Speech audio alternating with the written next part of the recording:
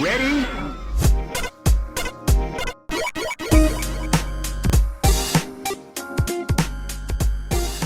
Hello and welcome to Rhythm and Pixels, a video game music podcast. This is episode 20-3. That's Podcast World 20, episode 3, and we are your hosts. My name is Rob Nichols. I'm Pernell. Every week we listen to great music from just all the video games. Doesn't matter when, doesn't matter where, doesn't matter how. We're going to find some great music, we're going to listen to it, we're going to chat about it, and we're going to chat about everything else in between. We dig them up, we sift them out, and we hope they're good. But never guarantee, but at the same time, that's part of the adventure, right? Yeah, the show is an adventure, right? That's right. I find that it's an adventure. Sometimes we pick a topic that I don't know enough about it, and so I end up doing a little research and digging around, and I find stuff that I really like. Some might say digging into the carts. Digging through the carts, I dig through the websites. The digital dive. Yeah, was it Zophar's domain is a great resource. VGM rips.net is an excellent resource. Of course, YouTube is a great resource. I just throw rocks at walls. And Pernell just digs through his memory. That's what I do, except for composers. That's why it's going to fall apart. Yeah, but I don't know how you have the capacity to remember so many things. Simple. I don't remember anything else. I have games, and then that's it. That's what we... and Simpson. And Garbage Pail Kids. And spicy foods. And Magic the Gathering cards. Nope. Know nothing about those. And birds. No. maybe some of our listeners will have this. This will relate, but like someone like my wife will see someone on Facebook and say, "Oh, you remember this person with this name?" And she'll just say the name, and I'll say, "Nope." She's like, "Well, they said that they were good friends with you in like junior high." I'm like, "I don't remember them. Don't remember the name." Now I feel real bad about it. like I don't remember anything. Like what happened? It got filed away into the Rolodex, and then it just kind of got lost in the cobweb. Yeah. That's what happened. Did it get like shoved out of the way for more video game composers? It's possible. I mean, you also do the IT bit, so maybe you take a lot of IT facts on, and they just kind of... Like I remember Norio Hanzawa, but I don't remember. I don't even know who that is. My fourth grade teacher. I remember my fourth grade teacher. I have to wait. Ajuko I actually Zawa, but I don't know. My fifth grade teacher. Now that one I know.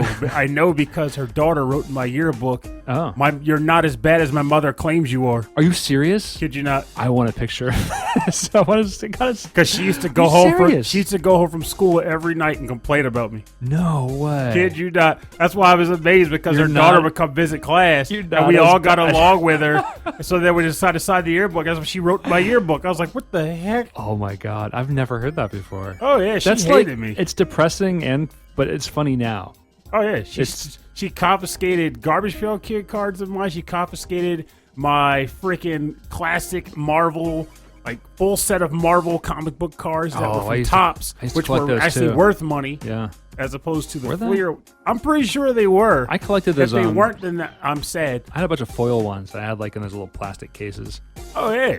It's like, that's what I mean. Like, they, back then, we always told ourselves at least they would be worth money. Well, they look shiny, right? Yeah, they were shiny. Those things were pristine and immaculate. Remember when The Simpsons first started making comic books? And there was a Simpsons comic book, there was a Radioactive Man comic book, there was an Itchy and Scratchy comic book. I don't remember half of them. And there was a Bartman comic book. Because I wasn't big into comics back then. I tried to get into comic books. I was more into the cards for some strange reason. I remember seeing them all, and I bought... the first editions of those because I like The Simpsons and like it wasn't expensive and I was a kid and I was like fun, they're foil covers, and I don't know where they are now, but like it was just so interesting. Like now I see comics nowadays, I'm like I wonder if like the number one is worth anything, or if does it matter that it's worth anything? Did I enjoy it? The Itchy and Scratchy comic was everything you would expect it to be. It was just violence on pages. It was just violence. It was violence and like stupidity. It was great. Because I can't imagine them writing a plot around Itchy and Scratchy. No, not at all. Which is why I really do wonder what the Itchy and Scratchy movie was in the Simpsons universe.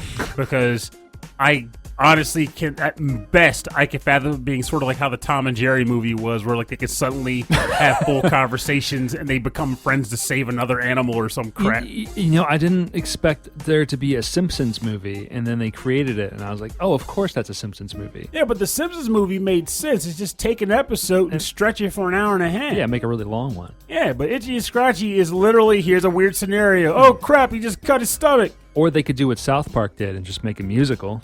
Which was fantastic. Which was also amazingly, surprisingly, funny and fun. And surprisingly, nothing. The writers are smart. Oh, yeah. The problem is sometimes the material doesn't click. Maybe I was just young, but when that came out, I wasn't expecting it at all. I was like, oh, it's just guys who write, stupid cartoons on Comedy Central that's over the top and stupid and funny and offensive. And then suddenly they do that. But that was before the Book of Mormon. That was before season 20 of South Park. Yeah, they're up there. Or whatever they're doing now. So anyway, last week I labeled the podcast, or titled the podcast, 90s Cartoons and Other Obsessions.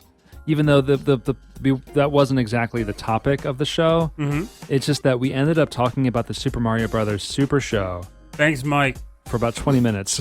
He brought it on. It's like he made a statement. And I'm like, wait a minute, I got to talk about that. I don't mean to bring it back. But I saw something online where someone's trying to recreate Mario Brothers in the style of the Super Mario Brothers Super Show. The real sad thing here is kind of crazy looking. There's two things. Yeah. One, it's sad because it's going to get a cease and desist. There's no way it's not. Oh, Nintendo does not mess around. No, they don't. Nintendo is knocking on your door now. If you think you're home just playing your Switch and you don't do anything creative online or whatever, they're already at your door. They're preemptively. They're like a Minority Report. They got precogs. They know. Pre-crime. Nintendo pre-crime division. They've already shut down your YouTube page. But the other thing is just the fact that Nintendo should have done this on their own ages ago. They really should have. Oh, yeah. Because, again, just got a quick retouch is that due to how the Super Mario Brothers show came about, they took so much free reign over what they could do that they came up with worlds and locations that the games never had. And they could totally make something funny out of that in the game. I know. There's so much they expanded on they could do. But the Nintendo is so strict about everything and they're so litigious. It's because they want to stay in control of their properties. Which is fine. But their characters, they want to maintain that image of their characters the way they intend it to be. Which is totally it's the fine. whole Mickey Mouse. But all I'm saying is I want to escape from Koopa State Prison with the Mario Brothers, and I think that should be allowed in a Nintendo game. Well, that's funny because I was thinking about that, and I was watching Game Grumps this afternoon, and they are taking it upon themselves to play all of the worst-rated Nintendo Switch games. I'm trying to think of what they could be, because, they get shovelware on there. There's some really bad stuff. And they find it extra funny because they've actually developed some games. They developed Dream Daddy. And to get it on the Nintendo... Wait, they were the ones who did Dream Daddy? Yes. I didn't know that. Yeah. Them and a bunch of artists, they've all put that together. Aaron Hansen has 5 companies. He's constantly working. And Nintendo gave them the hardest time to release it on their platform. The hardest time. Which I'm actually wondering why that is. It can't be because of depravity or anything like that. No, it wasn't. They opened the doors on that. It was just so many people had to all the QA, all the testing, all the review, making sure that everything works well. And then they start playing these horrible 3D games that are buggy, they're breaking, all of this stuff, and that makes no sense. The English is really bad, the localization's terrible. I just reviewed one the other day. It's wild. It was like a RPG, it's action funny. RPG. It's funny for where, sure. Yeah. During the cinema scenes, characters would just start randomly walking off into the wall and just keep walking up against the wall. I've done sections where the character would just fall onto the floor and you're slashing through the floor, and that. I feel like they just kind of do whatever sometimes with that thing. There's not I'm surprised they made them go through a ton of testing because it's crazy. It's hard to make a video game. It takes time. Even a bad game, it takes time to do. Oh yeah. And then to get it on the Nintendo platform, it takes money. It takes a lot of money. It's crazy to me. When it's on there, oh baby. Let me tell you, it's on the Switch. It's on the Switch. And I'm struggling already. Like, I'm doing my don't buy games thing. How's that going? It's only the 3rd, and it's terrible. Purnell not buying games for the month of October. I'm with you, man. I don't like it. Stick with it. I don't like it. You can do it. It's only the 3rd, and I've been on the store looking for sales. I'm like, don't click. But I want to know it's on sale. Man, and I started taking a list of stuff. The Obra Dinn comes out this month.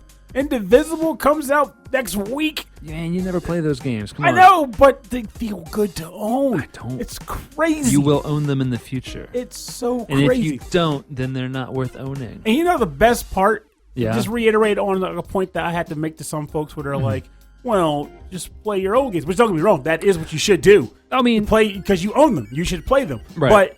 But that, and then there's the added element of just like you have tons to play, which means you don't it doesn't matter. Like so to that I say it goes back to the consumerism thing and why it factors in. I get games through the review circuit. I'm reviewing. This is probably the largest load of games to review this month that I've had all year. You're just given games to review. Yeah, I get games for free. They want your opinion. Yes, and I still go and buy games. And I still buy them. I know, but some of the games they give you. Some are bad. Some are not great. I will say this. I'm gonna let you say it. I'll say it like this. As far as games that are just like outright, no, this is atrocious, never play it, I can count on probably one hand the number of those I've gotten throughout the year. Yeah. With that said, though, I am very forgiving when it comes to critiquing a game because I know that everyone likes different stuff. So when I critique something, I'll hit it with statements that akin to, well, play this game in the event of these factors. I basically lay it on the table. If you don't want to do any of this stuff, don't buy it. But otherwise, you'll like it because those are the only faults I could find. But if it was just me hanging out by myself with $50 to spend, yeah, there's been a number of those. I'm like, not today, buddy. I can't play you right now. Which is why if you listen to any of my reviews, I know at least Dan does, who's listening. If you listen to any of my reviews, just know, listen to the words I say because they really matter. They really matter. But this month, though, it's been all good games. Good games. Oh, that's good to know. So I've got So what are one or two highlights before we get into the topic and the music? What are one or two highlights so far? So even though I'm well behind in the series, so I'm going to be spoiling it from us. I have Trails of the Cold Steel 3. I've had that for about a week now. Cool. Alliance Alive HD. I just reviewed Darksiders 2 on the Switch, which I know is a remaster, so it's not new, but I still. I know you said Darksiders, but I was imagining like a dark, like apple cider. Sounds pretty good. Yeah. I got Code Vein. Okay. I got to review that soon. Crap, what else? There's I have 5 or 6, and they're all taking up my time. That's the problem. It's like an RPG I'm playing. It's amazing how I'm having trouble remembering the darn. Oh, Mary Skelter Nightmares 2. I'm reviewing that. You liked Mary Skelter. Yeah, I do. The other one, yeah. So this is the sequel to that. Cool. I'm reviewing that. It's a game called TikTok Travelers. I'm reviewing that. There's a lot of games just sitting on my plate. These are all deep, meaty games. Yeah. So I'm going to be putting a fair number of hours into each one. I'm not going to beat any of them. Not really a spoiler. It goes with the Purnell way. But I like to play enough of them to be able to say what I enjoy playing this game. Because I stand by the statement of you don't have to beat a game to know if it's fun. You don't have to beat a game to suddenly determine the value. Not everybody completes games. I think that everyone has to be okay with that. I think that's a given. What percentage of games do you think you go back to? From the review circuit? Yeah, you get a bunch in review over the course of the month, and then what are some nights where you're like, I don't feel like doing this. I want to go back to a game that I had played before. I want to do more of it. It's hard to even give a percentage, not because the problem is actually I could give a percentage, but there's a reason behind it. Well, about how often does it happen? Let's say I go with 15%. I think, but the reason being is because it's solely a time thing. For example, I reviewed. You need more time into it. I need more time in my life. So, for example, I reviewed Labyrinth of Refrain, I think last fall, right? I'm still playing it. I got 60 hours into that game, but I still play it. And I'm going back to Death End Request. I still play it. I reviewed that last spring, but I still play it. The problem is just sometimes time in there because I buy new games for myself that I want to play. Well, plus the reviews that I do. Well, I'm saying that those games, those are the games I feel like that are breaking through Oh yeah, they are like if you were to say what are your favorite games in the last 2 years. Mm-hmm. Of course, I would need time because my Rolodex is so full right now. I have to really sit down and waffle through it. But if you were to say, what are your favorite games in the last 2 years? I can almost guarantee you the majority of them will not be AAA releases. Yeah. Simply because of exposure. Like, I'd probably consider Willamette Warehouse to be in there somewhere. Oh, it's got to be, right? I love Willamette Warehouse. It's so good. Everyone's talking about the Untitled Goose Game. Have you tried that one yet? It's sitting in my Switch. It looks unbooted. It looks like a lot of fun. I want to play it. It's just I know it's like I'm gonna boot it up and be like, okay, now I got to focus on it. I have to stick it out. When in reality, that's why I'm like, I want to wait until I can give time. It feels like it's one of those games where you can just kind of pick up and just play like a little while and then put it back. Yeah, well, it's like short too. It's like 3 hours. I heard. Yeah. It's like you can go and like do a couple missions and missions. Well, they are missions. Yeah, they are. The game has missions. Like you have like a goal. Yeah, like like you got to do it in like the most awkward way possible. Yeah, they'll give you a checklist like scare the boy into the phone booth, or steal this man's water, or swap his glasses with another pair of glasses. Evil stuff. Oh, you're the most jerky goose that ever. Oh no, there's honked a donk. So where I work at an office that's like right on a river, and in the spring, like no, not in the spring, but like in the summertime, like right in the middle of the summer, like there are geese everywhere, and there's goslings too. So like they're all having their babies at that time. They are so mean, and like they line like I have to walk down a hill down these stairs. They dare you to come near them, and like they all are hanging out on the stairs, and you can't like you start walking towards them, and they start getting super mean, and they'll chase you. Yeah, they'll brandish switchblades. I've seen it. So what we do is some days like I can't deal with it, and so I raise my hands up in the air and I go, "Aah!" And so like they freak out, or just to make myself bigger, so they walk up. They don't run away. They just call their champion. They slowly walk away. Yeah, they get angry. They call their champion. We don't want to be seen with this. Call the one who can defeat the human. And he just shows up again. He's got 2 switchblades. There's a giant goose with switchblades. Okay, so this week we are talking about Saturn All-Stars. The Sega Saturn Showcase. Saturn Showcase. I don't know where I got All-Stars from. The Super Mario All-Stars. We were talking about Mario Brothers. Yeah, must have been it. So this is the Sega Saturn Showcase. I've done a lot of Sega, like, research, like looking at like their remix albums, and that's really piqued my interest back into this era of Sega music, because I don't really know a whole lot about it. So when I go back and look at it, I have like this kind of weird nostalgia of, I remember seeing that in a magazine, and then I hear the music, and I'm like, that music sounds like of this era, of this part of the 90s, and it makes me feel really good.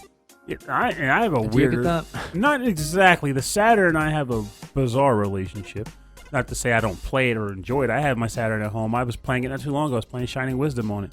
But unfortunately, there are just some memories I have with this machine where I just feel like it needed more. Throughout the entire time it existed, it needed more. Of course, I know that the diehards listening to this right now going, "You're out of your mind! The Saturn was amazing." In Japan, also, there's tons of games. There's a whole Twitter feed of just Sega Saturn, fake Sega Saturn. Oh, that's Sega CD games. I'm sorry, never mind. That's Sega CD games. Yeah, Sega CD game, fake Sega CD games. The Saturn, the system was built well. It's still one of the hardest to emulate, to my recollection. Yes, it was built very well. It had capabilities to spare, but it's just the games weren't popping like they should have. I felt like they were struggling for quality content that was exclusively theirs for pretty much the entirety of its life.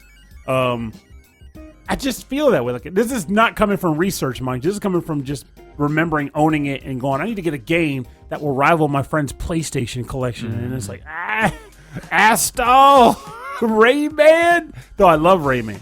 That's where I learned about Rayman. But I will also say Rayman 1 was a port of a Jaguar game, so not solely it. Right. And the only Sega Saturn games that I really knew about, like when the system was like still active, was the fighting games like X-Men versus Street Fighter and the Marvel superheroes, and that's all I knew of, because I was like, oh, they're emulating the arcade like perfectly. Oh yeah, and that was really exciting to me. Now I do want to state up front that I picked tracks from 3 different games, but I think the majority of the big hitters that people typically know of, I am not choosing, except for maybe one might be considered a big hitter, because I don't know, I just kind of felt like I wanted to use this as an opportunity to pick tracks from games that I probably wouldn't bother with outside of this topic. Like, I wouldn't even think to use them. And I picked specifically smooth and sexy jams from the Saturn. Smooth, sexy Sega Saturn. A smattering of Saturn. A smattering of Saturn. Saturn. Saturn sounds like a drug that you take for, I don't know, for sleep. Or a rice mix that you can buy at the grocery store. Ask your doctor about Saturn. Saturn. Or find Saturn in your local grocer's freezer section. Also, just to clarify, he is intentionally pronouncing it that way. This is not an East Coast or our regional accent. Oh, yeah. I'm sorry for our internet, our listeners not from where we are. We 100% know it's pronounced Saturn. It's Saturn. But I like that is a good point. I think about that. Yeah, it's pronounced Saturn. But I always feel like I just generally pronounce Saturn. I think by the end of the episode, we're going to have said that word so many times, it's going to have lost all meaning. Probably. Probably. Hey, this is an odd-numbered episode, so you start us off. Well, I'm going to pick a track from a game that... Well, I'm going to pick the track. The track is from a game that I don't think is ever talked about. Really? For good reason. Okay. It's called Bug, and the track title is... Bug what? That's the name. Just Bug. Just Bug. Not Bugs Bunny. No Bugs Bunny. Not Bugaloo. Not Bugaloo. Not Bugaboo. Not Bugajuboo. Not Bugs Magubs. Just Bug. All right, just Bug. Just Bug. All right, just Bug. And the track title is Incectia because the game's called Bug. Like, get it? It's composed by Greg Turner.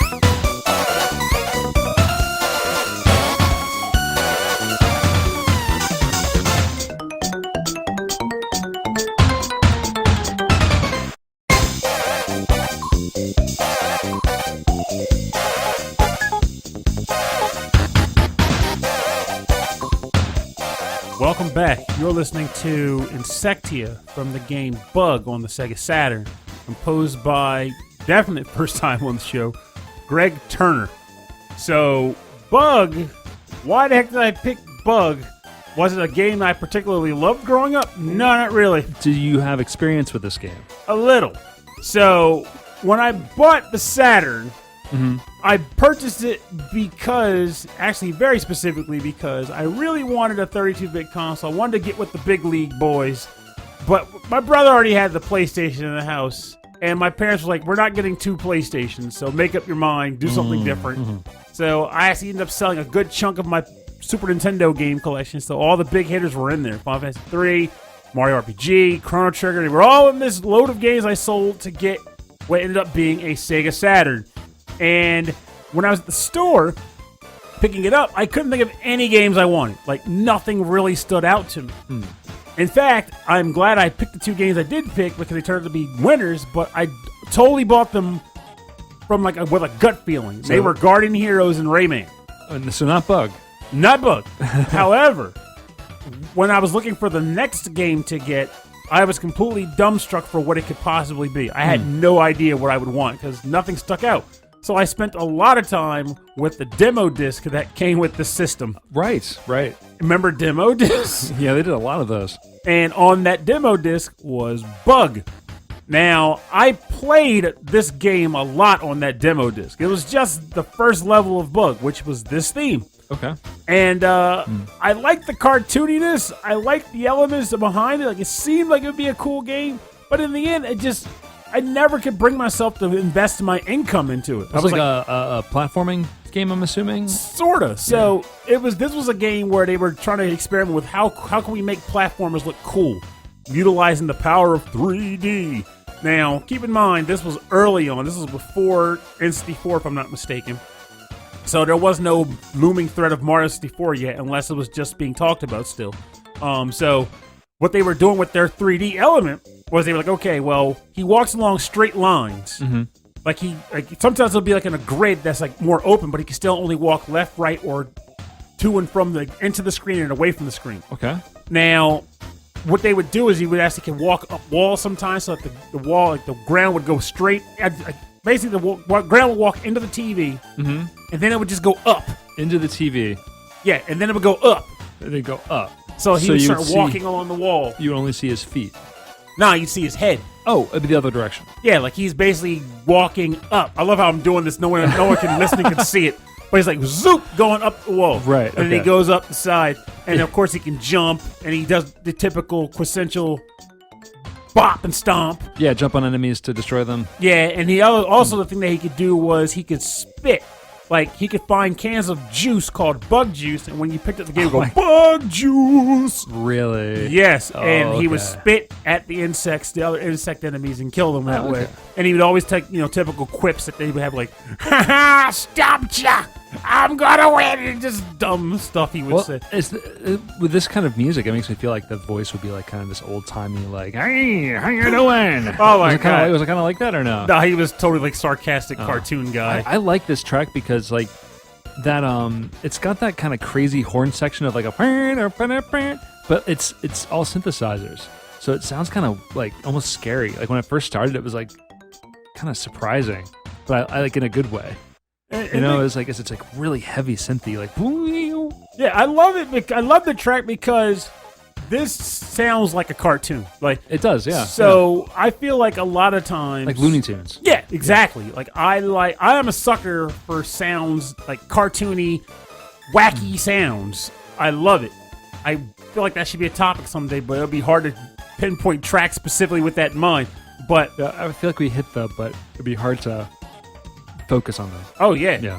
But I genuinely love like these wacky cartoons. I love them. I love these sounds. This sounds like a car honking for somebody to get out of the way. Yeah, exactly. Like you're trying to cross like a busy road, and then Bugs Bunny gets run over, and he's like a little pancake on the ground. And he pulls himself up, and he shakes himself off, and he goes and eats carrot juice. He does that thing like where they're paper thin and they kind of waddle.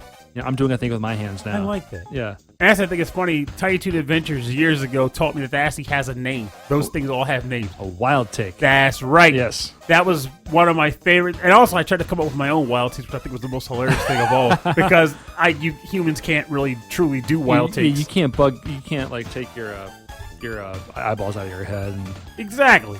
But I wanted to. I was like, maybe if I try really hard, I can make it look like my eyes are bugging out and then pop them back in. Which is also why there was that news story a long time ago about that person who actually could make their eyes kind of pop out of their head and back in. What? And it was like really, all my friends were like, ew, gross. And I'm like, they can do a wild take. That's awesome. It also sounded really dangerous. Finally do it. Someone's doing them. Someone's getting so shocked their eyeballs pop out. Yeah, how do you learn it? It's because he saw something crazy. He just freaked out. He surprised himself, like, oh my God, my eyes just fell out. I can pop them back in. No big deal. All right. So my first track is nothing like that. No, I want to keep it. I'm going to keep it a little wild take. A little wild take-ish. I'm going to keep it sort of in this vein with the kind of jazzy sound. This is from Elevator Action Returns for the Sega Saturn. I don't have a specific composer for this. The only credits on the official soundtrack is Zuntata, which is the Taito house band. So someone from Zuntata or a group from Zuntata arranged, composed, and performed this track. This track is called Blow Up from Elevator Action Returns. Catch you next time.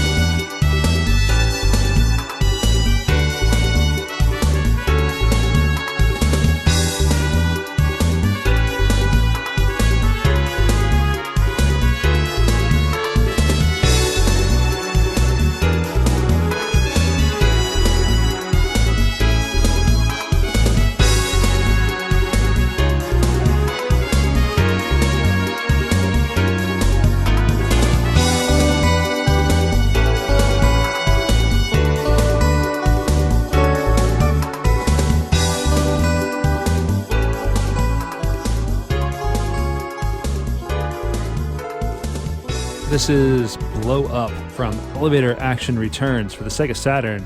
This was composed by Zuntata, the Taito House Band. I did see the artist Yasuhisa Watanabe, who is usually credited when Zuntata is mentioned, so I don't know if that's the case or not. But on the official soundtrack, it's just Zuntata. I just know this track had quite the groove going. Oh, it's a special. This is a special groove. The spicy beat, one might say. And it starts out kind of funny too. So let's hit that again. Here we go. I'll get you next time. Like that's just cool. Like that's just a cool opening. This horn section at the beginning is absolutely incredible. And then that kind of waka waka guitar that happens later on. This is just a cool track. Yeah, I am loving this very much so. And it's the perfect music to introduce all three playable characters. All right, here we go. I'd like to introduce Cart Bradfield. Cart? Like not Carl? Cart Bradfield. Who sat down and came up with that name? Edie Britt. Say it again? Edie. Okay, Edie's a normal-ish name. Stretch, but normal-ish. And Jad the Taff. Jad the Taff. My face that can't be seen is very twisted. Someone sat down. So we gotta come up with the most bonkers names we can for these guys. All right, we gotta have a guy in the game, like a Jeff character, but he's the tank. But we also have a character limit apparently, right, so they have to have like 4-letter names. So they wrote it down. All right, Jeff the Tank. Okay, no, can't call him Jeff the Tank. How about Jad? Jad the Taff. Jad the Taff. And someone's like, yeah, Jad the Taff. Okay, Just write it down. Done. Got it. Let's go. Or it's like that Simpsons sketch where it's like, we need to come up with a catchy name like Poochie, but different. And they're like, he's got the most terrible name because it's like Jad the Taff. Jad the Taff. Cart Bradfield. Kids love names like Cart Bradfield. Give me that, but different. And it's like, all right, main character's name is Cart Bradfield. It is. I feel like Cart Bradfield was the evil version of MacGyver. Like, you know what I mean? Like MacGyver's had like an evil twin, or like a.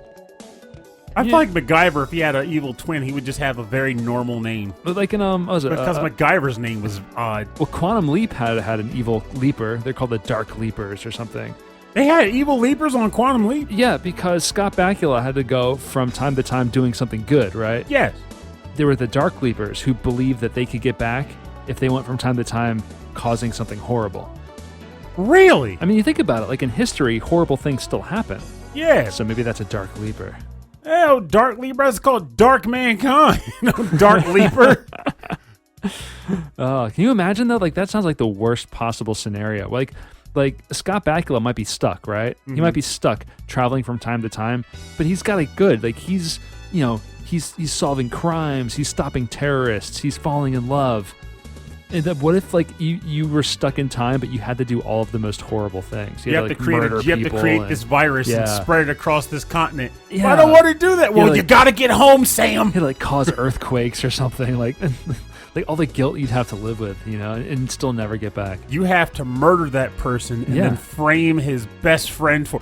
No, I don't want to do that. Well, do you want to get home or not? Because that's your only choice. Is there some sort of second option, like maybe fake the murder, and then when I'm gone, they'll realize how made up it was, and he'll get off scot-free, but everyone will have learned a lesson by then? Everyone learns a lesson. No one learns a lesson. like the end of the Quantum Leap episodes, Scott Bakula is always like, it's like, oh, everything's working out okay. And then like he slowly fades away, and then he fades into some like kind of dangerous situation. Oh boy. But the dark one would be like, he turns the key to like the nuclear bomb codes, and so like the whole like a big explosion happens behind him, and he's like, I guess I'm gonna have to do this again. Hopefully this is the last time. And he fades out. But that makes you wonder in and of itself too. But he fades into like a good situation, and he has to make bad. Yeah. Like that makes you almost wonder. Then honestly, I think I genuinely know the answer to mine. But if you had to do that just to get back to normalcy, could you even bring yourself to do it? I feel like I would just succumb to the fate that's been set for me. How long would it take, though? I mean, Scott Bakula, he did it for a long time. I don't think he ever got back home. That's the thing. I don't know. I feel like he had a chance to, and it just worked. See now we gotta watch the rest of Quantum Leap. I never saw the series finale. I did. When I went to rewatch the series, it was years ago. We started with the finale, so I was like, wonder how this ended. I was like, oh. Also, I just realized we probably got people listening just have no clue what the heck Quantum Leap is. That's okay. Just look up Scott Bakula on image search Google, and you're welcome. And also, if you happen to really like Always Sunny in Philadelphia, there's an episode where they specifically riff on Scott Bakula. Oh, that's awesome. Okay, I was like, oh, did he like appear? The concept of Quantum Leap. Yeah, he was in it too. He was actually on the episode too. He's good. All right, so let's move on to your next track. I hope it's not. I bet it's not as sexy as mine. It won't be, but I still love it so very much. And honestly, if this is a duplicate for the episode, I'll eat that because I checked, could not find it. Okay. And I'm baffled by the fact that I would not have chosen this in the past. I don't even know how that works out. But anyway, I'm going to pick a track from an long-time favorite game of mine amongst my register of favorite games. And this track is titled Punky Pumpkin Castle from the game Silhouette Mirage. Oh. And I've seen a variety of different composers listed for it, but the one that seems to stick out is Katsuhiko Suzuki of the Nazo 2 unit or something. Or Nazo Square unit. Okay, that makes sense. Katsuhiko Suzuki was Not So Squared Suzuki was his nickname, and when he worked with Konami. Oh, okay. And he was part of their house band, or he did stuff with their house band, the Kuikahea Club. Mm-hmm. Kuikahea? It's like I've heard that name before. Before. It's like the it's called like the square, like the 2 Square Wave or the Square Wave Club, and that was like their band. But no, all right, here we go. Silhouette Mirage.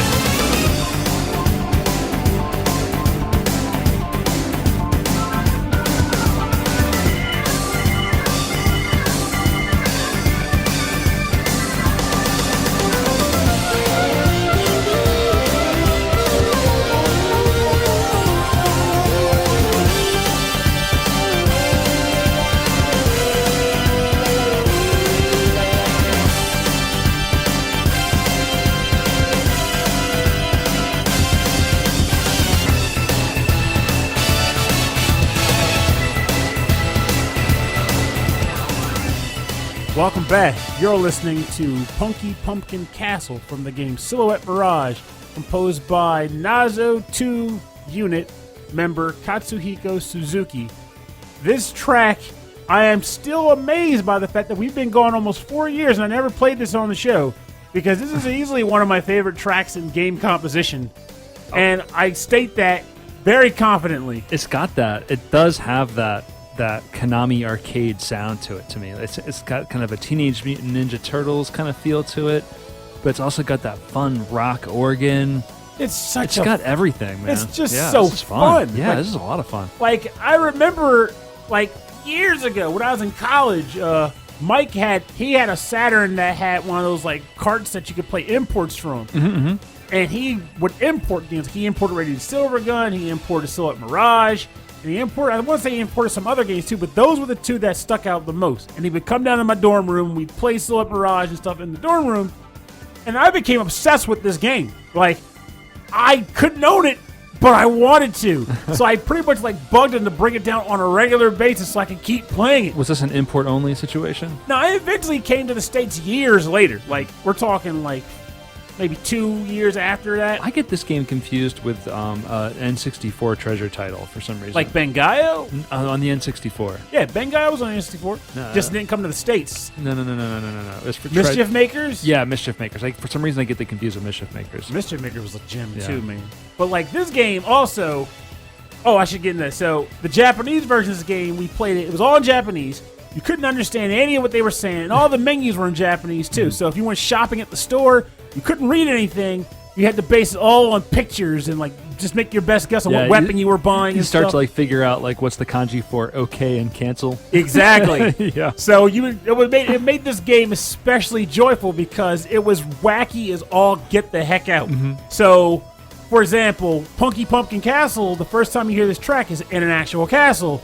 And you're being chased by a giant wheel that's being propelled by enemies that are running in the wheel. So you can kill the enemies in the wheel to make the wheel slow down, or you can just keep running the heck away. Oh, cool. Or kill enemies before they jump into the wheel so that they can't speed it up. Nice. But then at the end, you fight this weird guy who turns into a werewolf when the moon is full. And when he turns into a werewolf, he gets aggressive, and you're fighting him. And it turns out when you beat him, that the moon was just a cardboard cutout that was put up, and they fooled him to think it was a moon. Oh, that's weird. And then the next place this track plays is you're in like this new age city, and you're trying to find. You plop out of a portal on top of a limousine. Yeah. And when the guy driving the limousine realizes something's on his car, he's like tells the butler to check it out.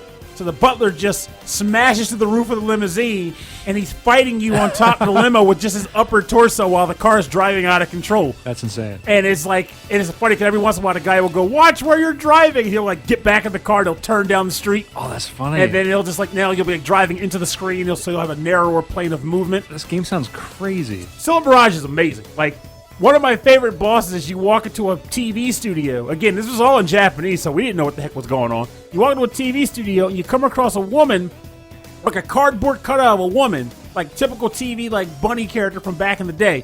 And she's like, says something, because again, it's Japanese. And then out of nowhere, you get to this fight where she's like, the character's constantly pulling a roulette wheel. Oh, sorry, the first thing she does, she drops you into a hole. And when you fall into the hole, you fight a boss who fights you with shadow puppets. And it's an amazing fight. It's just a guy who the light will shine, he'll do this weird stance, and all of a sudden a shadow tank is firing shadow bullets at you. Oh, wow. And they hurt you, and they become a shadow dragon, and it's awesome. Then when you come back out, you realize that the bunny person was actually this little tiny woman holding a bunny girl cardboard face on a stick. And then you gotta fight her. She smacks you with the bunny face, and she pulls a roulette wheel that turns, and you gotta stop the roulette wheel to get items or enemies. Wild. The entire game is great, and the boss at the end of that stage, I'm just talking nuts about this game. The boss at the end of that level is this guy with a really big nose who runs the city you're in, and the way you beat him is that you're fighting him over a giant pot of soup, and he's in the background. And over time, as the soup is cooking, he'll inhale the soup's fragrance. Right. And when he inhales it enough, he blows this weird energy wave at the screen, and it damages you. But, and this is where I got to talk about how the game functions. Every character in the game is one of two things: Silhouette, which is blue, or Mirage, which is pink. Pink, yeah. Based on the title. So Yes. I'm looking at the cover, yeah. Now, the main character is both of those things. So she embodies both of those abilities, those concepts. Now, what ends up happening here is that the boss you're fighting, he is a Mirage. And the enemies that are fighting you over this bowl of soup are both types. So your goal is to grab the right type of enemy and throw them in the soup to contaminate his soup. So that once you've contaminated enough, he inhales and starts choking on it. And that's how you damage. You make him choke on his soup. Oh, that's insane. It's so good. Oh, this game is adorable looking, too. Now, one so last thing to cute. talk about. So it's funny, this is going down like a rabbit hole. So eventually this game did come to the United States. Working Designs picked it up, decided they were going to release the PlayStation version of it in America. But whereas a lot of the time I'm actually okay with when Working Designs tweaks their games, because they were known for just making decisions on their own to say, this is how we're going to make the game better for the United States audience. Huh. This is one of the few times where I was like, you guys really screwed the pooch. What'd they do? So they rebalanced all of the weapons. Oh. So weapons in this game use energy. Basically the weapons are they're called parasites. and they determined the type of gun you fired. But the energy consumption on a lot of the weapons were pretty balanced. But there was one weapon in the Japanese version that was really good. It was the Dragon Beam. It was just a giant constant beam that you would spray at guy. So they figured to make people use other weapons, they'd make the Dragon Beam drain energy really fast. Oh, so interesting. it was almost not even usable long term. I thought it was like they were going to balance it so like things were less overpowered or maybe more overpowered to make things easier. Well, in a way they did with the weapons. They wanted to make it harder. It's because the Dragon Beam made it really easy. You just hold down the button, the beam would fire, and you just have to hold it concussive fire. So instead they just made it like drain super fast so you couldn't use it so frequently. Exactly. And it requires you to use other weapons, of course. It's a clever solution to what they were trying to do, but probably frustrating as a player. Exactly, because while they did it with that, they also ended up tweaking the energy use of the other weapons, but it ended up happening where you combine the entire idea together. You always found yourself fighting bosses, and you were like required to drain energy from bosses in order to use weapons again, which I guess may have been part of their plan too. But it kind of burns you where you were like, crap, I'm out of weapon energy. How do you do it? You gotta mug enemies to get energy back, because that's how you get money and energy. You mug enemies. It's fantastic. So you grab them with your hair, and then with the other lock of hair, you start punching them in the face, and then you start knocking the money out of them, and then you can suck the energy out of them by using the same attack. I don't think this game has a good influence on you. Oh, this game is wonderful. Still Mirage is amazing.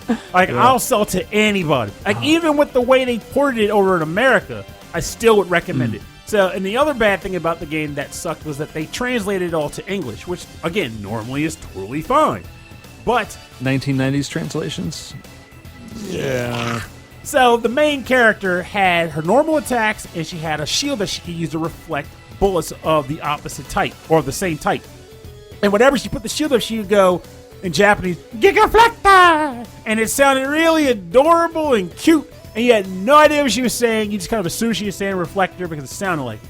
The American version had an English voice actor who was okay, but every time she put the shield, she goes, reflector shield! Reflector shield!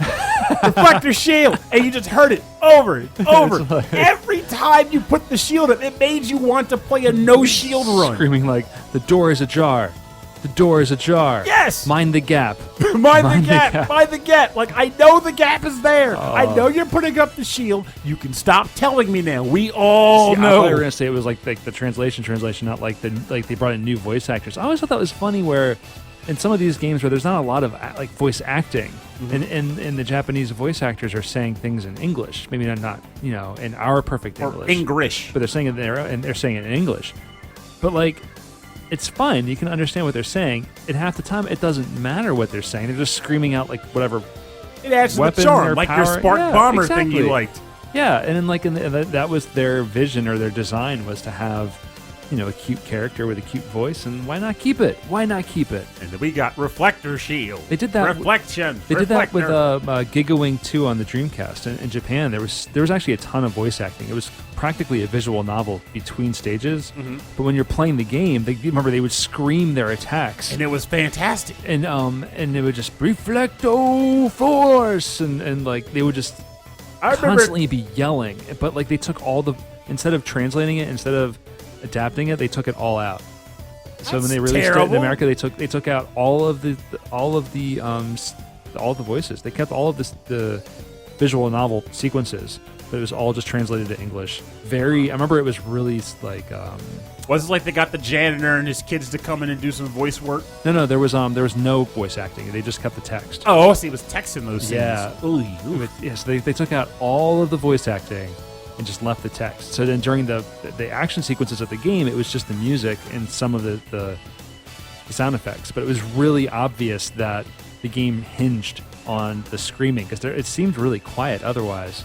Maybe, and that's something it would have been better served just to add a dip switch in the game to say, do you want voices on or off? That would have been nice. And I like to choose. I feel like the option to choose. Probably would see that more now than back then. I mean, that was the Dreamcast, but because I look back on all that kind of stuff, and I genuinely appreciate the absurdity of some of those games we used to play. Oh, me too, yeah. With what was it, Puyo Puyo 4, all Japanese voices, and there was the fish character where we did like fish. He would just say fish. Oh, we used to Christy and I used to play Bust a Move, Puzzle Bobble, Bust a Move 4 for the PlayStation. Yeah, every song, every stage had the same song except for that one. But there was that little mermaid character that would go big wave, and it was amazing. Big wave. I never wanted that to leave the game. And you fought the Devil-Lock character when he goes, yeah, that's right. It's so dopey. We can still look at each other and just go big wave, and you know exactly what it means. You still know it. All right, so I'm gonna move on to my second track. This is from the game. I'm gonna go with this crazy one. This is Gouketsuji Ichizoku 3 Groove on Fight. Yeah, that one. That game. I don't believe this got an American release, but the main title is Groove on Fight for the Sega Saturn. It's a 2D fighting game with some really interesting characters on it. Very cartoony. This track is called Mystic. And I don't have a composer right now. We'll see when we get back. This is Groove on Fight for the Sega Saturn.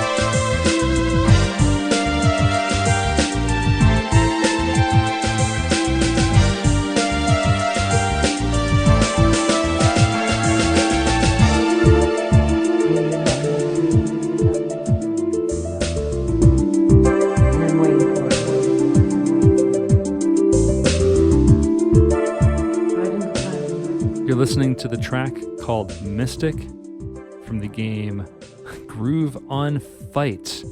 Gouketsuji Ichizoku 3 for the Sega Saturn, composed by Toshikazu Tanaka under the alias Dencyu. This is I picked this track one because it's got that cool, like super, like I don't know, it's like really classic 90s, like sexy Sade kind of jam. It's like, to me, it's like Sade / PM Dawn. I love this. This is why I want to do Sega Saturn today, because I heard this track today and I was like, ooh. I'm honestly floored because you made that reference to something earlier while we were talking that is putting a lot of pieces together for me in such a strange way. Yeah. So this is the third installment in the fighting game series Power Instinct, which I didn't realize had a second installment. So, as this was developed and published by Atlas. Mm-hmm. Which makes a lot of sense because the characters are very Atlasian. And it's a pretty interesting little bit of trivia, which I've lost completely. Wait, no, here we go. Here's the trivia. It's like I lost it. I don't know what I'm doing. I'm going to edit this later. All right, so in Persona 1 for the PlayStation, the hero's alternate self in the Well of Mind and Souls which does that mean anything to you? Yes, it does. Okay, good. Is seen playing Groove on Fight. And then this reference was carried through, not just on the PlayStation, but when it was remade on the PSP. See, that is an interesting thing for me to hear because, well, for one, it's awesome that scene he was playing where he was playing the game was actually based on a real game. The Well of Mind and Souls, for the sake of the game, just a quick hit, was that he was basically going to find the heroine's actual soul. Because it was lost in the Well of Souls. She was losing herself, and they went to her ideal self went to go find her actual soul and coax it into believing that she deserved to live. Oh, wow. It was an interesting game. Yeah. Basically, think of a game where you are a character in a world and you think you're that person, but you come to realize that you're actually in a fake world that's composed of your actual brain, like that person's brain. And the person that you are in this world is the ideal version of that person, and the actual person is actually in a hospital dying. Jeez, man, that is way too deep for a Thursday night. Yes! But it was so... That's why I love Persona 1 and 2 so God. friggin' much. But the main character was actually... There was like a version of him inside the well, too. Basically, was how she saw him. Yeah. And he was in there playing that game because he was like the cool kid who would play games in the arcade and stuff like that. Oh, wow. But the other thing that made an interesting connection is that as we were listening to this track, there were moments where I was jokingly making voices that I thought you were recording it or something because I would hear talking in this track. And it made me wonder if either A, this is the composer of certain tracks in Persona 1 that I didn't realize, or if that composer was inspired by this composer, because Persona 1 is the only game I have ever played where while you are playing the certain music tracks, or while it plays, there would just be this very quiet conversation or set of words being said in the background. Well, here we go. A Yuga stage. So let's turn it up. So listen really closely.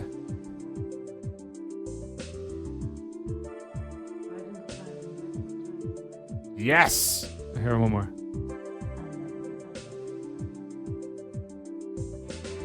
I swear, like, bam. Still, that to me sounds like a '90s like R&B. Like they sampled another track, or someone's like doing some kind of spoken word poetry in the background. But that's just the thing, though. Like, it's like Prince. Like Prince is saying, all the lovers in the back, everyone love each other. You know, but like it's way in the background. Well, to give you an example, and we can check it out. I don't know why it's Prince, by the way. Off show too, if you want to hear it while I'm here. But there were two tracks that I know off the top of my head in Persona 1: Diva Yuga's theme and the Seabet Corporation themes. Both of those tracks, while they're playing, you would hear like someone talking in the background. And where was like, so I talked to her and I said to her, "Here's the thing," and it's just I don't even remember the exact words because it's so long ago. But when you listen to those tracks, you're like, there is a weird, faint conversation happening in the background, like a set of words they threw in there. So I just thought it was weird that this is the only other time I've ever heard that, and it's from a game that directly references the game where I heard this style of music played in. Doesn't that seem odd to you? No, it all really seems to fit. I think I want to like in one neat little package. Yeah, I think what I'm going to do is actually a little bit of research to see like what kind of crossover is between some of these composers. It seems like a little bit too much. Okay, here we go. Princess Crown, Matra Melee. That game is awesome, by the way. No, so I mean, I love Matra right Melee. off the bat. SNK games and a lot of fighters. And he's not on Persona 1, right? No, sir. Yeah. Not that I can see here, but we can. This is not a complete list, so we can take a look in a little while. So what's your next track? All right, so my last track for this is from another game, which I actually didn't realize was even released on the Saturn until we started prepping for this episode. Not only that, but apparently they have an arranged album that was run, where the tracks were run exclusively in this version of the game. That's perfect. Good. Yeah, that's perfect. So the game is called Battle Garrega. Oh, yes. This is a classic. This is an arranged track from the Saturn version of the game. Mm-hmm. It's for stage 4, and it's called Degeneracy. And I know it's composed by Manabu Namiki, but I believe it also has an arranger associated with it, and that person is, Takayuki Ayhara. Excellent.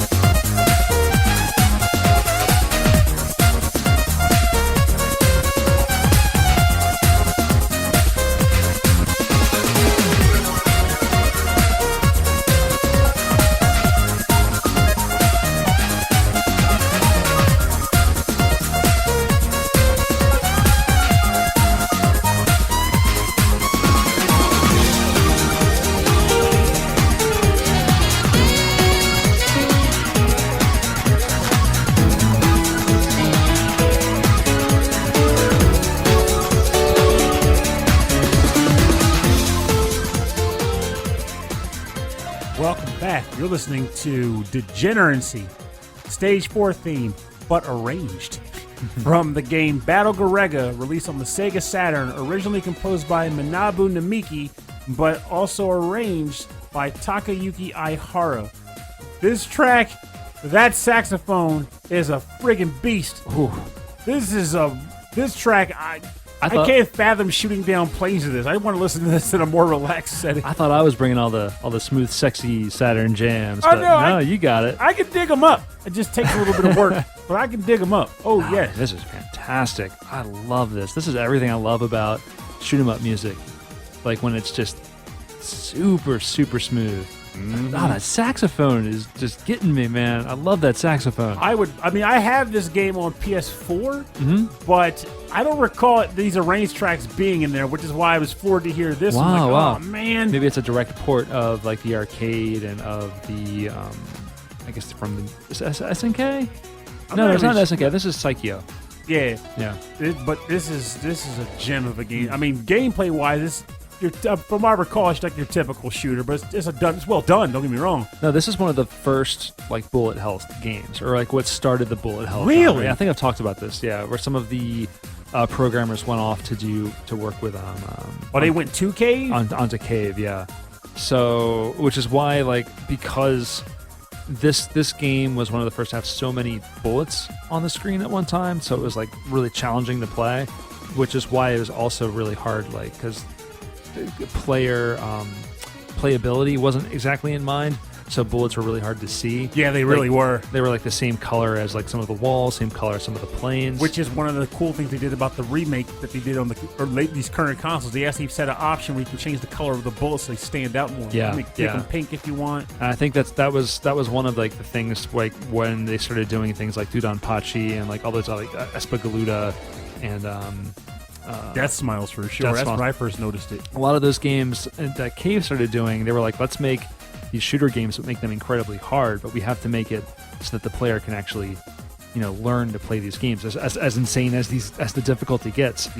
So by making the bullets bright blue and bright pink, they're at least giving the player a chance to understand what's happening. You can look at the screen and you can translate what's going on, and there's like kind of there's a conversation between the game developer and the player.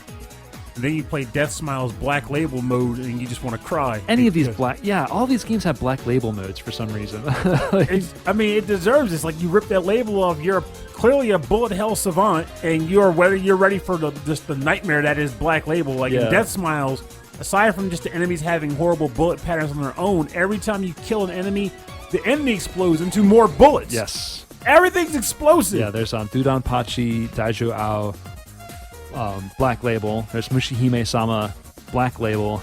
Like they all had that for some reason. And they were released as standalone games in the arcade, but I think it was like you had to unlock them, or you can choose like the additional harder difficulty. Yeah, because I know the Death Smiles version, when you put it in the 360, you actually had to choose whether you wanted to play the Black Label version or the normal one, and then you could go to the option screens and do normal stuff. See, that's like I do like sound effects in games, but when the music's like this, especially in a shooter, I just want to turn all the sound effects off, or like so low that I just feel the rumble of like explosions and stuff.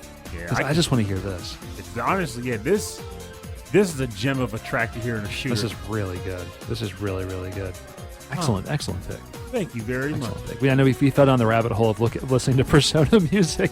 Yes. Like the past 10 minutes. And for those who know Persona, what the heck is Pernell talking about? I did remember Seebeck did not have voices. It was just this one part where we go, broop, broop. Yeah. And I was like, that's not a voice. That's just like frog croaking or something. But there's another song. There was definitely another song in that game that had voices. It was crazy. Aside from the Diva Yuga, which I let you hear, you were like, yeah, my God. Yeah, Diva Yuga. But it was very similar, where it was like way in the background. Maybe it was like sampled from like some like public access TV thing they just left in there. And but it works. Very ghost-like. It makes no sense, but then you hear it and you're like, you hear it, and all of a sudden you're like, go sightseeing, and you're listening to the track, and as it comes up, you go, do sightseeing, do sightseeing. You're like, why am I saying this? Because it's a part of the song. Yeah, it becomes like subliminal. All right, so my last track is from another fighter. It's called The Last Bronx, or just Last Bronx, for the Sega Saturn, composed by Tomoyuki Kawamura. and this is Dark Rooftop. Why does it gotta be a dark rooftop? Why rooftop can't it just be well lit? in the dark? Less dangerous. Because the lights, they turn them off. Saving money on electricity? Is that what it was? You don't have to go home, but you can't stay up here. Oh, it's closing time. Time to take your quarters and go home. Go back to the places that you will be from. And spend them there. Get out. All your quarters over there. Anyway, Last Bronx for the Sega Saturn.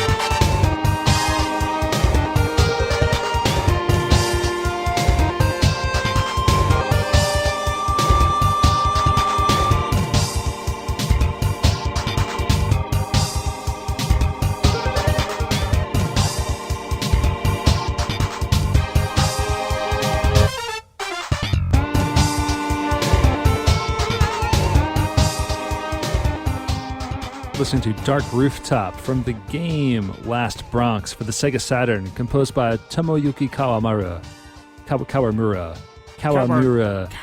My mouth. Nakaruru. It's amazing I can even talk tonight. Nakaruru. Nauru. Close enough. Last Bronx. That's not how no one says it that way. No one. It's a dark rooftop. Well, correction, Barbara Walters would say it that way, yes. But no one else. No.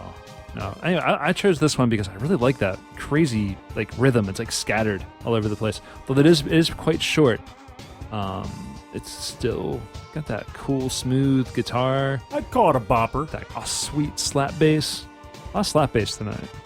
This isn't the track that makes you want to take my quarters and go home, though. No. You want to hang around for a while with them quarters. Yeah. That's a special attack. I throw all the quarters at the opponent. Start throwing them into Last Bronx. And then the follow-up move is I go pick them all up. So I'd better connect so that they don't get scattered all over the place. So there's Last Bronx. There's Final Brooklyn. There is the ending of Queens. The end of Queens. You get all 5 boroughs in there. And I feel like it should be Final Harlem. Final Harlem. Final. Starring Eddie Murphy. It's Final Manhattan. I said I would totally go see a movie called Final Harlem starring Eddie Murphy. Yeah, actually, no. Final Harlem sounds like it would be like a cool kung fu movie for some reason. Because it would be. It would be, right? It would be amazing. I would pay for that. But would Eddie Murphy be in it? Yes. He's making a comeback now, so it'd be perfect. Okay. You know, who am I to question? Can we have The Rock, though? Because you put him in anything, people will watch it, right? That is true. He'd fill the seats. And he helped Jumanji. But as a twist, he plays the villain. No! Yeah. Actually, you know about him, right? He won't do it. He won't do it. He won't ever play a villain. I love that about him. I don't know. He refuses to play characters that don't, he refuses to play characters, and he won't play the villain, and he refuses to play in a film that has an unhappy ending. Okay, I feel like that's just The Rock, though. At this point, that's just who he, Dwayne Johnson. He outright stated it, though. I know, but, imagine him playing, a really evil character, but doing that smile that he has. It would be so unsettling. Yes, it would, but I don't want that. I don't want that in my world. I don't want an unsettling Rock. I want The Rock to always be a positive force in the movie. He never turned heel in wrestling, did he? I don't think so. He was always just kind of just the fool of himself, rock star, right? Yeah, he was always positive, but also kind of arrogant. Was that why he was called The Rock? Because he was the rock star? Either that or he was immobile. He was immobile. You could tell how old he was based on the layers of sediment on his skin. Oh, Jesus. Because Rock. I'm the Rock, and nobody mows me. You know what? People tune in for the geology jokes. Let me tell you. Sediment. All right, I'm going to turn this track down, and we're in the part of the show we call the bonus round. All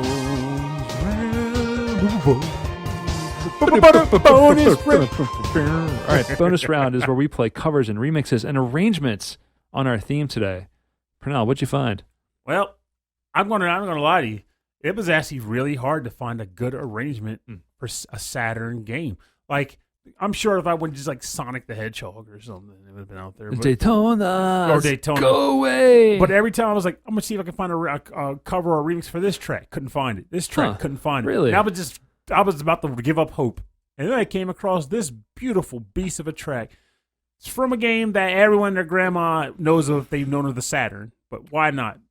This game is called Nights into Dreams. The track is Dreams, Dreams, the soul jazz cover. And it's composed by Ness, spelt with an exclamation point in the word. And it stands for Nice. Edmund is super sumo wrestler. I'm not making that up. Sometimes we find these artists on YouTube, or they maybe have Patreons and stuff, but we've discovered them through YouTube. They have the craziest names. This name is my favorite I've come across. Yeah, in no, ages. I like this one too. Nice.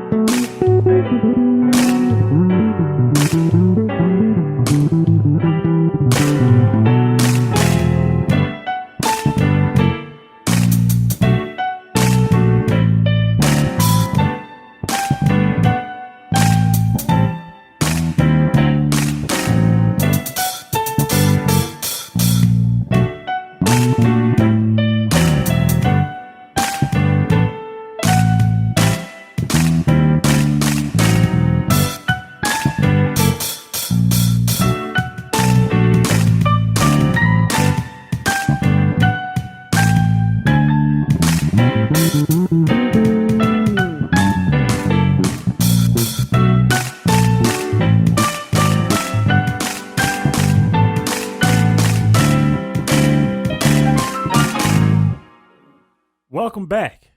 Hopefully you just enjoyed that very interesting rendition of Dreams, Dreams, the soul jazz cover variant from the game Nights into Dreams, composed by Nice! Edmund is super sumo wrestler. I can't stop laughing when I try to say that name. Oh man, I have to, okay. So these links are going to be on the website because this band or this I don't know. Maybe he's an arranger and he works with an ensemble. Yeah, he works with other musicians. They're so good. Yes, these guys are excellent. I was floored when I heard this. Yeah. Like, well, because at first I was like, I don't know if I want to do another Nights cover, especially not the main theme. I like this. And I was like, yeah. Like I changed my mind. This has to go. I'm good for this, and I liked it very much. I like the name of the band. I like the way they play their tracks. I like everything. Yeah, they have a very sense of humor about like how they they're not like being goofy while they're performing, but like their artwork and like the way they name things, like they're having a lot of fun, and it sounds really good. Fun is the name of the game, really man. Good. So if you like that kind of cool jazzy sound with a lot of piano and a lot of bass guitar. We'll check them out. Just don't challenge them because apparently one of them is a super sumo wrestler. Yeah. And you don't want to get down with that. Nice. Edmund is a super sumo wrestler. So for my arranged, it's not like first of all, I feel like kind of bad because like that was a great pick, but a lot of games that were ported or re-released onto the Sega Saturn came with arranged soundtracks, like you had with Battle Garrega. And so for my bonus round, it's Magical Sound Shower from OutRun for the Sega Saturn. Say that 3 times fast. I will not. And this is a remix or an arranged version that was created for the game, for OutRun for the Sega Saturn, composed and arranged by Hiroshi Kawaguchi.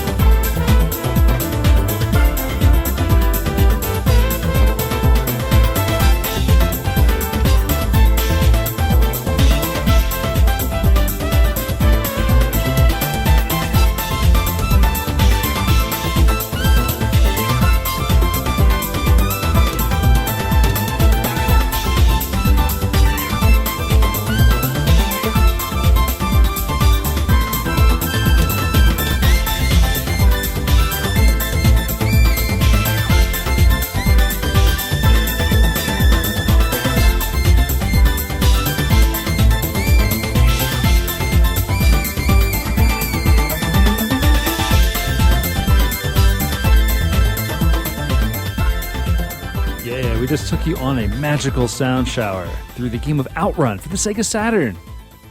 Did you bring a towel? Did you turn on your wiper blades? I hope so. Because that's a lot of music in the way. Magic ring. That was OutRun for the Sega Saturn with the magical sound shower remix, composed, arranged, remixed by Hiroshi Kawaguchi. And for more information on the bonus round part of our show, go to rhythmandpixels.com. We'll have links to the artists' Bandcamps and SoundClouds and everywhere you can buy the music and support the artists. All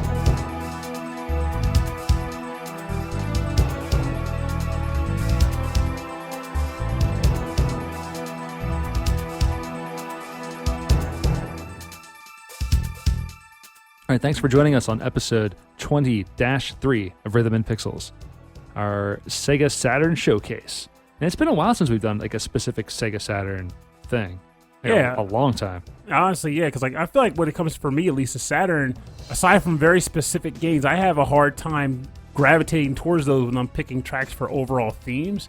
So having a focus on the system was a good way to get these tracks on. Like, for example, the track that's playing right now is from a game called Mystaria, The Realms of Lore, if I remember correctly for the subtitle. And it's interesting because I bought the game when it came out, beat it, returned it to the store before the return period ended because I was that kind of kid, and then repurchased it later in the years after they changed the name because they got sued by, or they had a, I'm not sure if it was sued or they just got forced to change the name by the company that runs Dungeons and Dragons. Oh, no kidding. Yeah, because apparently Mystaria is also a realm in Dungeons and Dragons. They weren't having that. It's so generic sounding. Mystaria. That probably wouldn't fly nowadays. We'd be like, oh, come on. There's like 20 books called Mystaria. I wonder, honestly. I could see them still making that push. Yeah. I mean, heck, that's why games want you name your character after beverages. My father named me Mystaria. My name is Robert Mystaria Nichols. That explains a lot. Ever wonder what that M stood for? Well, first thing is I wonder where the M came from because we've established there's an F in there somewhere. It truly is. Mystaria. It's Mystaria. Mystaria. No. Anyway, thanks for listening to the show. And if you like what you're hearing, if you want to say hi to us, if you have a track suggestion, a topic suggestion, or if you're an artist or if you're in a band and you'd like to send some tunes our way or just to say hello, please send us an email. rhythmandpixels@hotmail.com. And for more information about our show, full track listing from all the episodes, access to all the episodes, and links to all the other cool stuff that we've got going on, check out the website. rhythmandpixels@hotmail. Nope. rhythmandpixels.com. Just rhythmandpixels.com. The Apple. Yeah, and then on Twitter, Facebook, and Instagram, it's Rhythm and Pixels, all one word. We have a group on Facebook called Rhythm and Pixels Chat, and that's always hopping. Lots of people chatting. You have a Discord that's linked on our website. We talk there sometimes, too. I'm getting better at it. Getting better. Mainly talk amongst yourselves. I do chime in every once in a while, but I'm just bad at it. Go to youtube.com/rhythmandpixels. We also have all of our episodes available there. We have clips from some of our live streams. And we have a 24/7 radio station playing there. Nothing but 8-bit and 16-bit classics and deep cuts. And then if you'd like to support the show, you can hit subscribe or rate. You can just tell people about it. That's fine. Share it with your friends. Share it with your enemies. Halloween's coming up. You could just play us in the background of your Halloween party. That's a good idea. Or take the URL and wrap the candy with the URL on a piece of paper. Yes. And hand it out to all the trick-or-treaters. When the kids peel open their Tootsie Rolls and it has like a URL in it, they'll think they're getting a prize. And guess what? They are. They are. Musical mastery. You can also support us in other ways at Patreon. Patreon.com/rhythmandpixels. There you get access to a live streamed episode every week. That's us every month. Every month, not every week. We record every week, but once a month. Usually at the end of every month, we record in front of a live streamed audience. Which reminds me, I definitely want to point this out before I forget. So, last episode where we did this, we were discussing ideas suggested by a listener, that Nick Walker, about that Nick Walker. That's right. Am I right? That's the one.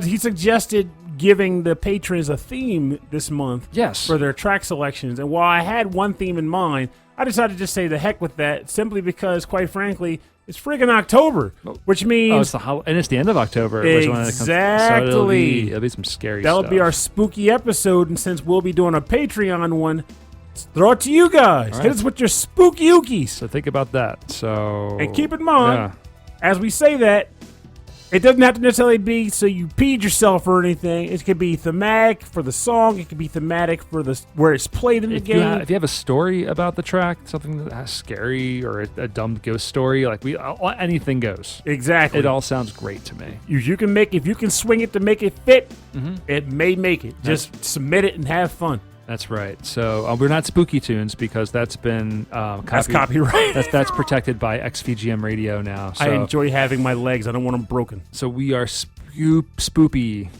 Yeah, we're Spoopy Tunes. We're we're spoopy. Spoopy Beats. Spoopy Beats. Don't break our legs. No spoopy beats. Mike Levi's and Justin Bieber's. Don't break our egg. All right. So also, we'd like to thank all of our Patreon subscribers at the end of every episode. And we have a number of new subscribers this month. Did you know that, Pernell? I did-ish. Oh, when I come across their names, I'm going to point to you, and then we'll say their name together. Okay. Then we'll high five. All right. That's a lot now. We'll just shake hands. All right. We have that Nick Walker.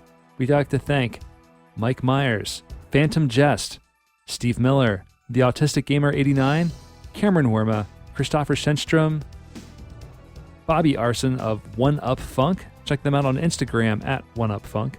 Wicked Sephiroth, OK Impala, Carlito of the Heroes 3 podcast, Kung Fu Carlito, Michael Bridgewater from the Forever Sound Version podcast, Brian Pitt, Chris Murray, Ed Wilson of the VG Embassy. Hey, there's a new one.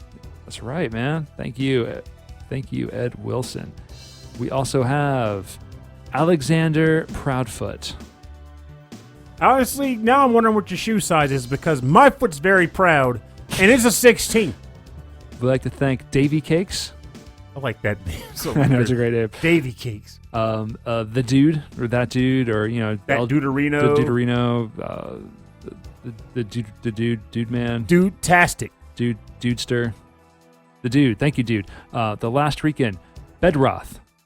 That's a new one. That's a new one. Yeah, thank you. He's on our. Yeah, he's in the stream in the Discord chat. Oh, okay, great. Awesome guy. Yeah, thank you very much. Thank you, Bedroth. Jupiter Jazz, Soulless Sanctuary, Damian Beckles, Joe Vasallo, Chris Tienerson, Alex the Messenger, patron saint of all VGM podcasts, and David Smith. Thank you all very, very much for your... You're getting tongue-tied soon. It's bad. Thank you all so much for your continued support of the show. And we have a special guest next week who will be here. Darn it. Yes. And I know he's looking forward to coming on the show, too. So it's going to be a good time. He's a musician. We have a few musicians this month. So... part of the joy. Anyway. Spread the musical love. That's right. Thank you, everybody, for listening. Thank you for being good people. Yes. Thank you for making this community as awesome as it is. Mm-hmm. Thank you just for the heck of it. Yeah. Thank you. Good night. Thank you for listening. That's all the show. Good night, everybody. Thanks for listening to Rhythm and Pixels. My name is Rob Nichols. And I'm Pernell Percival Pernwilliger.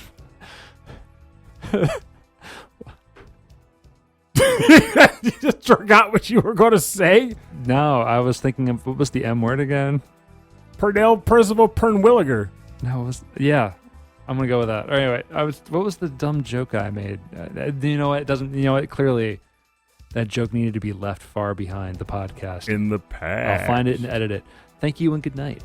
And remember, sometimes you might find yourself in a position where you kind of feel like you're just going through your day-to-day motions, just kind of like a ghost through the walls, just floating around, doing your thing and going home, not really interacting with anybody or doing whatever. And sometimes you might even find yourself thinking, for whatever reason, that you don't all that much matter. And I got to tell you, that's not true. You might not realize it. You might not necessarily be coming in contact regularly with the people that you matter to, but trust me, you matter to people. And when you come to learn and realize that, it feels like a wonderful surprise. But you don't always get that information. But when you do, you'll feel great. Just know that you do matter. And that's enough to be around. Just keep being, keep existing, keep being a great person that you are, because it's appreciated, dang it. I appreciate it, and I might not even know you. But it's a fact, Jack. Have a good night.